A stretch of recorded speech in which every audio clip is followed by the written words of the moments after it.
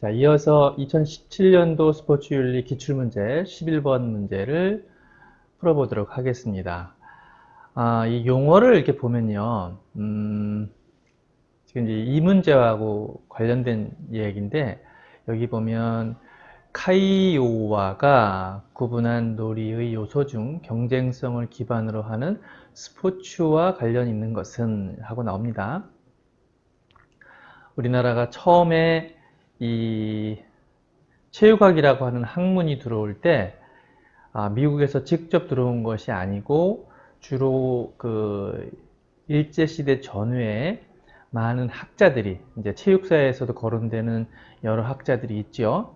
그런 학자들이 일본에 건너가서 공부를 하다가 한국에 들어와서 또 대학에서 또 중고등학교에서 이제 학생들을 가르치는 상황이 되었죠. 그러다 보니까 용어를 정리하는데 이렇게 이름을 카이오와 이게 어떻게 해서 나온 이름인지는 모르겠지만 많은 교재에서 이 로저 카일로이스라고 하는 사람의 이름을 이렇게 사용을 했어요.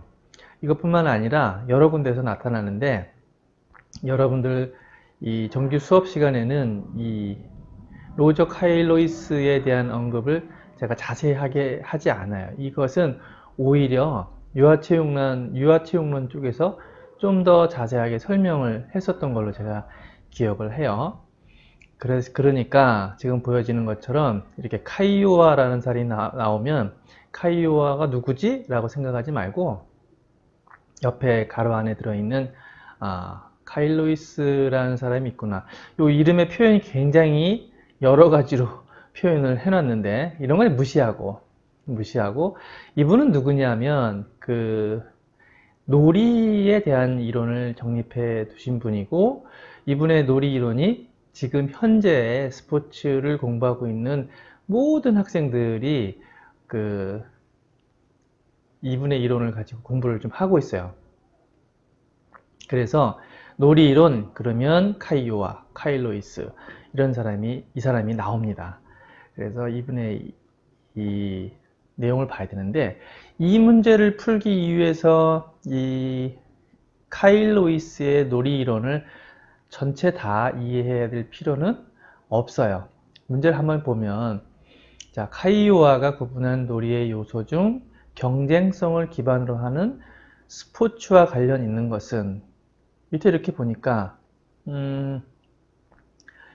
경쟁과 탁월성에 대한 얘기 있었죠. 아군과 아레테. 딱 그 문제입니다. 그래서 여기 보이는 것처럼 자, 경쟁. 그러면 뭐가 나와야죠? 무조건 아군이 나와야 돼요. 다른 거는 나올 수가 없습니다. 밑에 있는 내용들에 대한 지문에 있는 것들에 대한 부연 설명은 제가 자세히 하지 않을 텐데 여기 보여지는 것처럼 경쟁성, 경쟁, 그러면 아군, 그리고 탁월성, 또 뭔가의 능력, 자체적인 능력, 또 개인의 어떤 탁월성 이런 이야기가 나오면 아레테 이렇게 나옵니다. 지금 2017년 문제를 보면 이 아군과 아레테가 지금 벌써 4번에서도 나왔었고 11번에서도 나왔었고 지금 아군과 아레테만 가지고 두 문제가 나온 거죠. 그래서 이번 2017년도 문제는 아주 어려운 문제가 한두 문제 있고 대체로 나머지 문제들은 그리 어렵지 않은 문제들이 이 안에 포함되어 있습니다. 그래서 카이오와의 놀이의 요소 중에서 경쟁성을 기반으로 하는 스포츠와 관련 있는 것은 아군이다. 이것을 조금 더 어렵게 이제 문제를 내려고 하면 뭐 스포츠 종목이나 어떤 스포츠 상황 안에서의 여러 가지 것들을 제시할 수도 있겠지만 이 문제는 이렇게 우리가 풀어볼 수 있어요. 12번. 자, 도핑에 대한 이야기인데요. 우리가 수업을 통해서도 도핑에 대해서 여러 차례 이야기하죠. 도핑은 말 그대로 금지 약물 또는 금지된 행위 또 금지된 여러 가지의 것들이 있습니다. 도핑의 종류는 굉장히 많아요. 약물도 있고 또 유전자 조작도 있고 그 외에 물리적인 것들 예를 들면 자전거에서는 지나치게 가벼운 자전거 또는 또 기준에 맞지 않는 자전거, 야구에서는 야구방망이의 이렇게 압축 배트라고 해서 야구 배트의 밀도를 높여서 공에 타격감을 더 주어서 멀리 날아가게 할 수 있는 그런 것들.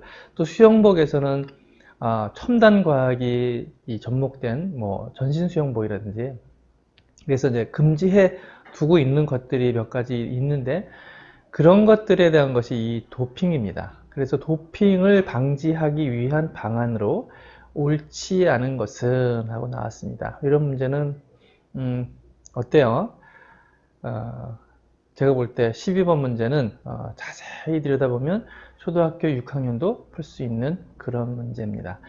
그런데 그것보다 더 중요한 것은 도핑의 의미가 정확하게 무엇이냐, 그래서 이런 것들을 좀 빨리빨리 이해하고 있어야지만 이런 문제가 나타났을 때 헷갈리지 않고 풀 수 있을 거라고 보여집니다. 그래서 지문을 한번 보면 윤리교육을 통한 의식의 변화라고 나옵니다.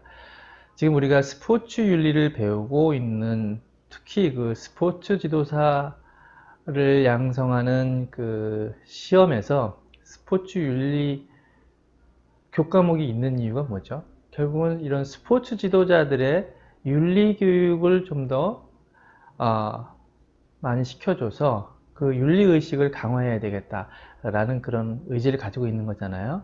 그래서 이런 도핑이 말 그대로 범죄는 아니지만 이 스포츠의 공정성을 무너뜨리는 그런 행위이기 때문에 스포츠 안에서의 어떤 정해져 있는 규칙에 금지되고 있는 행동들이잖아요. 그런 행동을 하게 되면 본인은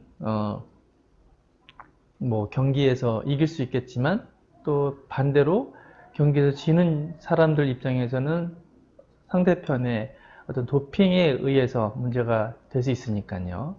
러시아 같은 나라들이 지금 그런 상황이 되었던 거 아니겠습니까? 그래서 윤리교육을 통한 의식의 변화는 필요한 부분이고요. 그리고 도핑 검사의 강화도 당연히 필요한 거고, 도핑에 걸렸을 때 강력한 처벌을 해야 된다라는 것이죠. 우리나라의 방송을 가만히 들여다보면 하지 말아야 될 것들을 하면 완전히 퇴출되어 버리잖아요. 예를 들면 군대를 가야 되는데 군대를 안 갔다거나, 또 마약을 했다거나 도박을 했다거나 음주운전을 했다거나, 또 스포츠인인 경우에는 이 도핑을 했다거나 도박을 했다거나 그 다음에 그 경기를 조작했다거나 이런 것들에 걸리면 완전히 사회에서 퇴출되어 버리는 그런 상황이 됩니다. 그래서 여기 보이는 것처럼 적발했을 때 강력한 처벌을 해야 한다. 이제 우리가 이 도핑을 방지하기 위한 좋은 방법 중에 하나입니다. 그 다음에 승리에 대한 보상을 강화해 준다. 이것은 오히려 도핑을 부추길 수 있는 그런 상황이 될 수 있겠죠. 12번의 답은 4번입니다. 제가 그랬죠. 초등학교 6학년쯤이면 이 문제 충분히 풀지 않을까요? 자, 넘어가서 13번 문제를 한번 보겠습니다. 지금 이런 문제들은요, 제가 이렇게 보기가 나오고 지문들이 이렇게 나오는 문제들은 지문을 한번 쭉 읽어보라고 했는데, 이 지문이 좀 길죠. 그러니까 보기를 먼저 보고 그 다음에 지문을 보는 게 좋을 것 같아요. 앞에 보면 보기는 긴데 지문이 짧은 것들이 있어요. 그런 것들은 지문을 한번 이렇게 눈으로 훑어보면 좋은데, 이렇게 보기도 길고 지문도 긴 경우에는 보기를 먼저 천천히 읽어보고 그 다음에 밑에 있는 지문을 읽어보면 좋을 것 같아요. 13번 문제를 한번 풀어보도록 하겠습니다. 자, 보기에서 A 투수의 판단에 영향을 준 윤리 이론의 난점에 대한 설명으로 옳은 것은, 문제를 정확하게 이해해야 되죠. A 투수의 판단에 영향을 준 윤리 이론의 난점, 그러니까 그 이론이 가지고 있는 해결하기 어려운 점들에 대한 설명으로 옳은 것은, 자, 보기를 읽어보겠습니다. 보복성 빈볼을 지시받은, 빈볼이 뭐죠? 투수가 타자의 몸에다가 일부러 고의로 공을 던져서 데드볼을 시키는데 그때 투수의 의지를 꺾거나 아니면 워낙에 장타자이거나 이랬을 때 정면 승부를 하지 않고 빈볼을 던지는 사례가 있잖아요. 이것이 윤리적으로 맞느냐 안 맞느냐 때문에 야구장에서 뭐 패싸움이 나오고 시끄러워지는 그런 여러 가지 사건들이잖아요. 근데 이것을 투수가 스스로 하는 것이 아니라 이 더가웃에 있는 코치나 감독의 어떤 지시에 의해서 지시를 받았단 말이에요. 그래서 A 투수는 빈볼이 팀 전체에 이익을 줄 수는 있지만 아무 잘못이 없는 상대 선수에게 위협을 가하거나 부상을 입히는 행위는 도덕적으로 옳지 않다고 판단했다. 이렇게 나왔어요. 그러니까 어려운 경우가 된 거죠. 팀에는 승리를 줄 수 있는 그런 행동일 수 있지만 결국은 이것이 상대 선수에게 부상을 입힐 수 있는 상황이니 이런 것들이 나에게 맞는 행동인가 이런 생각을 했다는 거죠. 자, 질문을 한번 읽어볼게요. 1번 결과에 의해 행위를 평가하는 까닭에 정의의 문제를 소홀히 다룰 수 있다. 조금 어려운 이야기인데 그 다음 2번 읽어볼까요? 도덕 규칙 간의 갈등 상황에서 실질적인 해결책을 제시하지 못할 수 있다. 3번 상식적이고 보편적인 도덕 직관과 충돌하는 결론을 이끌어낼 수 있다. 4번 자신의 쾌락 추구가 선이라고 해서 항상 전체의 쾌락 추구도 선이라는 결론이 성립하지 않을 수 있다. 어떻습니까? 네, 좀 어렵죠. 2017년도 어려운 문제 중에 하나인데 일단 여러분들이 봤을 때 이런 문제를 풀 때는 일단 아닌 것은 무엇이냐를 한번 찾아보세요. 아닌 것. 예를 들면 4번 어떠세요? 4번 자신의 쾌락의 추구가 선이라고 해서 항상 전체의 쾌락 추구도 선이라는 결론이 성립하지 않을 수 있다. 아니죠. 이런 내용이 될 수 없고 4번 빼고 1번 결과에 의해 행위를 평가하는 까닭에 정의의 문제를 소홀히 다룰 수 있다. 이거는 소홀히 다룰 수 있는 문제가 아니겠죠? 1번도 빼고 자 그러면 2번 아니면 3번일 것 같아요.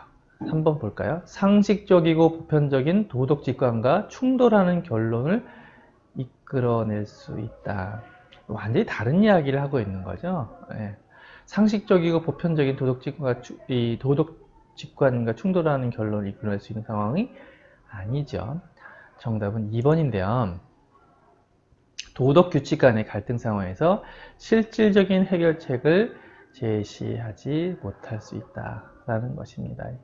어떤 게 맞는지 정말 어려운 상황에 처할 수 있다라는 그런 것들이 될 수 있는 것입니다.